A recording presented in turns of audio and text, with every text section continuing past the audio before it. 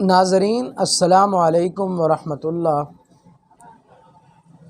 कैसे हैं आप सब दोस्त? उम्मीद है आप सब खैरियत से होंगे। आज मैं आपके सामने एक नुस्ख़ा लेकर हाज़िर हुआ हूँ। लोग कहते हैं, बहुत सारे दोस्त ये कहते हैं कि हमें सर में बहुत ज़्यादा दर्द रहता है। इतना ज़्यादा सर में दर्द होने की वजह से दर्द शकीका बन गया है और बहुत से दोस्त फालज और लकवे का भी शिकार हैं।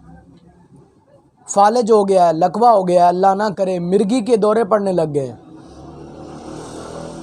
या फिर निस्यान की मर्ज़ है, भूल जाने का मर्ज़ है। नंबर 1 फालज, लकवा, मिर्गी और निस्यान और दर्द शकीका, मुसलसल हर वक्त सर में दर्द रहना।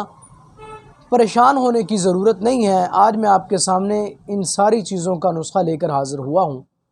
आप मेरी वीडियो को आखिर तक ज़रूर देखेंगे। इंशाअल्लाहुल अज़ीज़ ये नुस्ख़ा आपके लिए फ़ायदेमंद साबित होगा। कापी पेंसिल ले लें और मेरे नुस्खे को नोट फरमा लें। सबसे पहले आपने करना ये है, हंजल ले लेना है, हंजल का गोदा। हंजल का गोदा, हंजल किसे कहते हैं? हंजल आम ज़ुबान के अंदर कोड़ तुम्मे को कहते हैं। ये आम मिल जाता है। इसका आपने गोदा निकाल लेना है, बीज अलग कर देने हैं, छिलका अलग कर देना है, अंदर का जो गोदा है वो आपने निकाल लेना है। और ये बात याद रखें, नुस्खे के अंदर वज़न का बड़ा असर होता है। वज़न पूरा होना चाहिए, कमी बेशी नहीं होनी चाहिए। तो हंजल का आप गोदा लें, 25 ग्राम वज़न हो, यानी 2.5 तोले। 25 ग्राम हंजल का गोदा लें। नंबर 2, 5 ग्राम तुखम कलवंजी, कलवंजी दाना आप ले लें। और नंबर 3, 50 ग्राम जैतून का तेल खालिस। जैतून का तेल मार्केट के अंदर बहुत ज़्यादा बिक रहा है, लेकिन खालिस होने की शर्त नहीं है। शर्त यह है कि खालिस होना चाहिए, फिर हमारा नुस्ख़ा कारआमद साबित होगा। खालिस जैतून का तेल लेना है, वो 50 ग्राम खालिस जैतून का तेल हो। तो 3 चीज़ें मैं आपके सामने अर्ज़ कर रहा हूँ। सबसे पहले हंजल का गोदा, हंजल के बीज अलग कर लेने और हंजल का छिलका अलग कर लेना है। हंजल का आपने गोदा लेना है 25 ग्राम। 5 ग्राम आपने कलवंजी दाना लेना है। नंबर 3, 50 ग्राम खालिस जैतून का तेल लेना है।